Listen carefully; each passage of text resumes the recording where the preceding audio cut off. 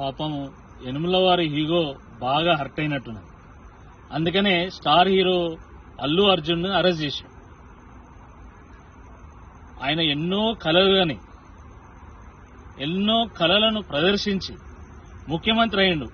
కానీ ముఖ్యమంత్రి అయినా కూడా తనని ఎవరు గుర్తించట్లేదు, గుర్తుపెట్టుకోవట్లేదు, గౌరవించట్లేదు అనేటువంటి అక్కసుతోని ఈరోజు అల్లు అర్జున్ గారిని అరెస్ట్ చేసిందేమో అని అనిపిస్తా ఉంది. మొన్న పుష్ప 2 ప్రీమియర్ సందర్భంగా అల్లు అర్జున్ గారు మాట్లాడుతూ ముఖ్యమంత్రి అని సంబోధించింది కానీ రేవంత్ రెడ్డి పేరు గుర్తుకు రాలే ఆయన.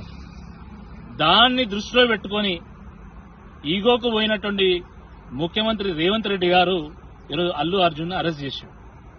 గతంలో అనేక సందర్భాల్లో సినిమా ఫ్లెక్సీలు కడుతూ కరెంటు షాక్ గురై ఎంతో మంది చనిపోవడం జరిగింది.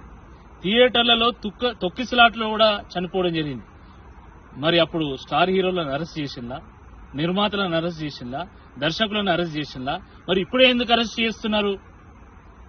అలా అంటే రాజకీయ సభల్లో తొక్కిసలాటలు కూడా కొంతమంది చనిపోయింది. సభకు పోతుంటే ప్రమాదాల్లో చనిపోయినటువంటి వాళ్ళు ఉన్నారు.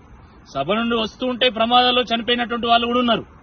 మరి వాళ్ళను అప్పుడు లీడర్లను అరెస్ట్ చేశారా? ఈరోజు హైడ్రా పేరు మీద ఎంతో మంది గుండెపోట్లతో చనిపోతున్నారు. మూసీ పేరు మీద గుండె ఆగి చనిపోతా ఉన్నారు. గురుకులాల్లో 48 మంది చిన్నారులు చనిపోయినారు. అంతెందుకు ముఖ్యమంత్రి గారి సొంత ఊరు కొండారెడ్డిపల్లిలో మాజీ సర్పంచ్ సాయిరెడ్డి గారు చనిపోయింది. ఈ ఆత్మహత్యలన్నిటికీ కారణం రేవంత్ రెడ్డి గారు కాదా? ఈ చావులకు కారణం రేవంత్ రెడ్డి గారు కాదా? మరి అల్లు అర్జున్ అరెస్ట్ చేసినప్పుడు రేవంత్ రెడ్డి గారిని ఎందుకు అరెస్ట్ చేయరని చెప్పి ఈ సందర్భంగా మేము ప్రశ్నిస్తున్నాం. ఒకవైపేమో చంద్రబాబు నాయుడు గారు ఎట్టి పరిస్థితుల్లో సినీ ఇండస్ట్రీని మొత్తం హైదరాబాద్ నుంచి అమరావతి తరలించుకుపోవాలని అనేక కుట్రలు పన్నుతున్నాడు, తాయిలాలు ప్రకటిస్తున్నారు. ఇంకోవైపు రేవంత్ రెడ్డి గారు సినీ ఇండస్ట్రీ మీద కక్ష కట్టినట్టు మొన్న నాగార్జున గారి ఇన్సిడెంట్, ఈరోజు అల్లు అర్జున్ గారి ఇన్సిడెంట్ జరిపించిండు.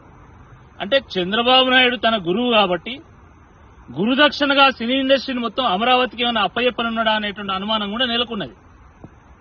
ముఖ్యమంత్రి గారు గొప్ప పనులు చేస్తే గొప్పగా చూస్తారు, గొప్పగా గుర్తుపెట్టుకుంటారు తప్ప ఈ రకంగా ఏదో అరెస్ట్ చేస్తాం, నేను బెదిరిస్తామని చెప్పి హెచ్చరిక జారీ చేస్తే ప్రజలు తనను గుర్తుపెట్టుకుంటారు అనుకుంటే అది అమాయకత్వమే అవుతుంది. కాబట్టి తక్షణమే అల్లు అర్జున్ రిలీజ్ చేయాలా.